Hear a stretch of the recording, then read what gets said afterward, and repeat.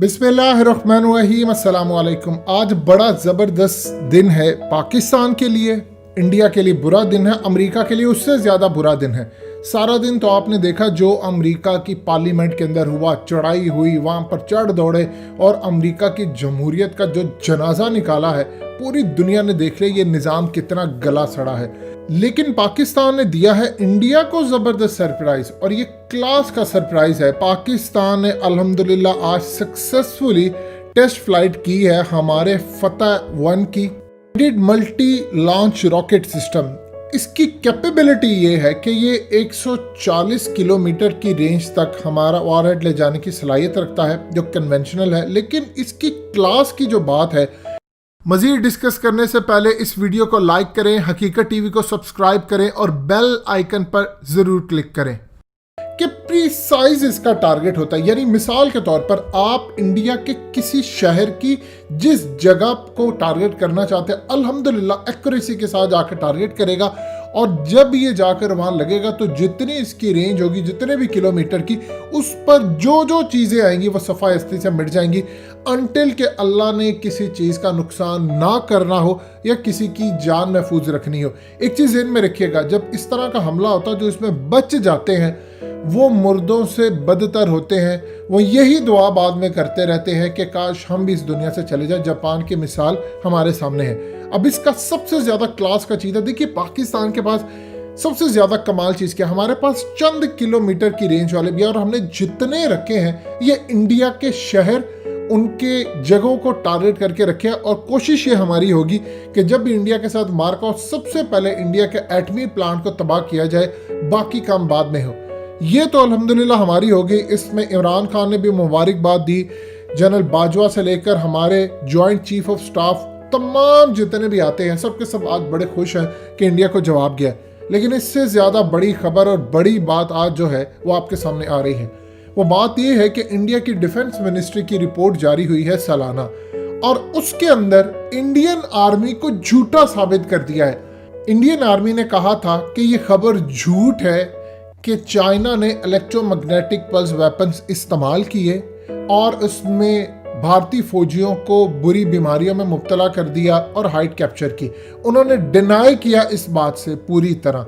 लेकिन आज defence ministry की रिपोर्ट ने इंडियन आर्मी को झूठा साबित कर दिया है। उन्होंने अपनी रिपोर्ट में कहा है कि चाइना ने अनऑर्थोडॉक्स वेपन्स इस्तेमाल किए। नाम नहीं उन्होंने लिया क्या, लेकिन इलेक्ट्रोमैग्नेटिक पल्स वेपन की तरफ इशारा किया कि चाइना ने गैल्वन के अंदर ये चीज़ें इस्तेमाल की। और आज के बाद इंडिया की फौज, इनको तो पहले दिन से पता था कि ये चीज़ हुआ है, इनके लिए परेशानी का बायस हो गया। अब इंडिया ने असल में ये क्यों सारी दुनिया के सामने कहा, इन्होंने असल में पैगाम दिया है अमेरिका को। अमेरिका असल में टेक्नोलॉजी देता नहीं है, चाहे वो उसके एलाइज हो या जो मर्जी हो, अनटिल के कोई इसराइल की स्ट्रॉन्ग लॉबी हो जिसको सब कुछ मिले।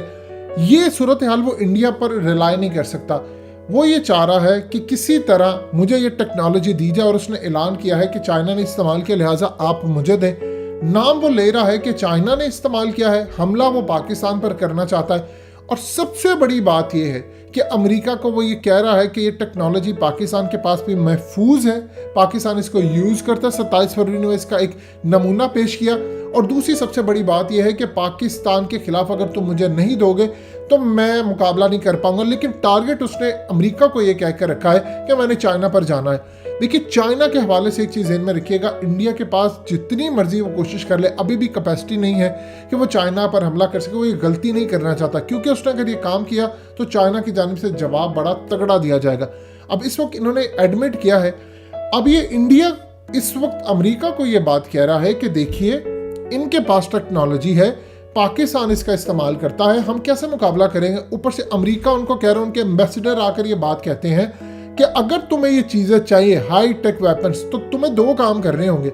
भूल जाओ S-400 को, रशिया को, इन मिसाइलों को। अगर तुम्हें ये काम करना है तो फिर दो बातें मानो, एक तो रशिया से मिसाइल लेना बंद कर दो और तमाम चीज़ें S-400 समेत। दूसरा, मेड इन इंडिया का जो टैग लगा के लोकल बना रहे हो थर्ड क्लास, ये ना बनाओ। और ये तुम कभी भी इनके खिलाफ इस्तेमाल नहीं कर सकते, क्योंकि पाकिस्तान के पास भी एडवांस टेक्नोलॉजी है, चाइना के पास भी है। अब एक और चीज़ जो कि सबसे बड़ी परेशानी है, आपको ऑलरेडी हकीकत टीवी बता चुका कि जो EMP की रिपोर्ट थी, जो आपकी स्क्रीन पर भी चल रही है, ये अमेरिका के इदारे ने तैयार की थी और इन्होंने इसमें ये कहा है कि देखिए दो प्रॉब्लम्स है। चाइना के पास इलेक्ट्रोमैग्नेटिक पल्स वेपन्स की टेक्नोलॉजी है, वो हमारा इलेक्ट्रिक ग्रिड पूरी तरह मेल्ट कर सकता है, सैटेलाइट तबाह कर सकता है, ये तमाम चीज़ें कर सकता है। और प्रॉब्लम ये है कि अमेरिका के पास भी ये टेक्नोलॉजी है। अमेरिका जब चाइना पर यही हमला करेगा तो चाइना के पास इतनी कैपेबिलिटी है कि ये इसको रोक सकता है, जबकि अमेरिका के पास कैपेबिलिटी नहीं है कि वो इसको रोक सके। ये सबसे बड़ी प्रॉब्लम है। अब इंडिया जो मांग रहा है, अमेरिका उसको कह रहा है कि देखो चाइना के पास भी ये टेक्नोलॉजी है, पाकिस्तान के पास भी ये है खुफिया तौर पर। जिस तरह हम 80 से लेकर 88 तक, इवन के 98 तक दुनिया को यही कहते रहे। जनरल ज़ियाउल हक का इंटरव्यू याद होगा सबको, उन्होंने कहा हमने तो कोई मिसाइल बनाई नहीं, हमारे पास कोई एटमी मिसाइल नहीं, ना कुछ।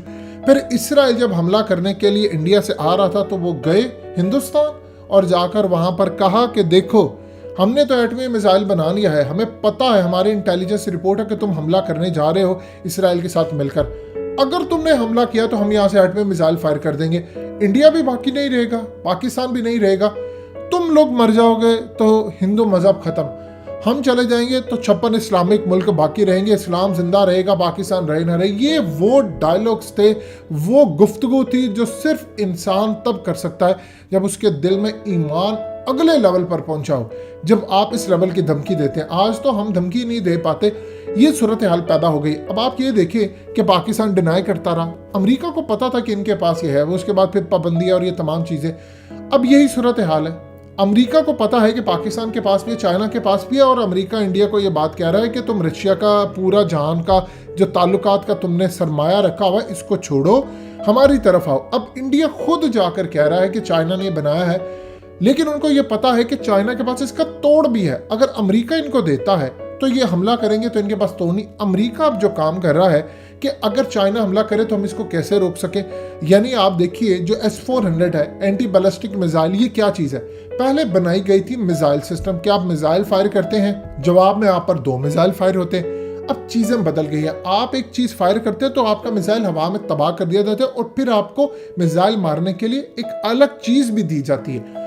यही काम ये कर रहे हैं। अब ये इंडिया को कह रहे हैं कि पाकिस्तान के पास बचाव भी है और टेक्नोलॉजी भी है, पाकिस्तान बता नहीं रहा।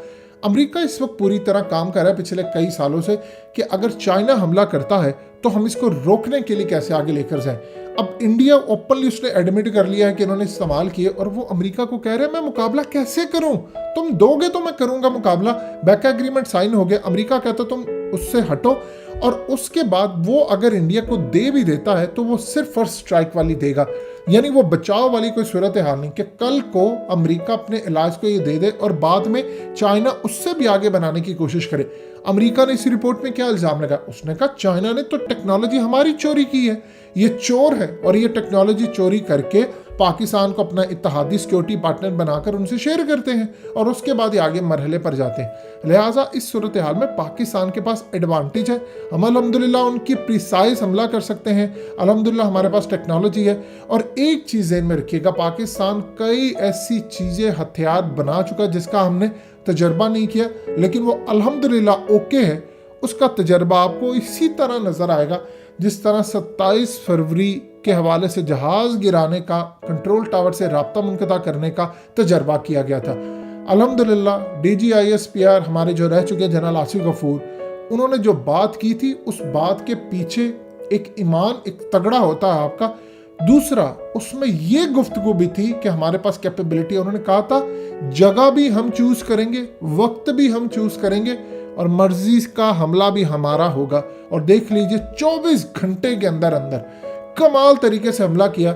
लेकिन क्या आपने साबिक DGISPR जनरल आसिफ गफूर के चेहरे पर कोई ऐसा तासुर देखा कि जिसमें वो दावा कर रहे, तकब्बुर में है? उन्होंने उसी मिजाज के अंदर आकर कहा कि हमने मार गिराया, हमने ये कर दिया, बिल्कुल धीमे अंदाज में।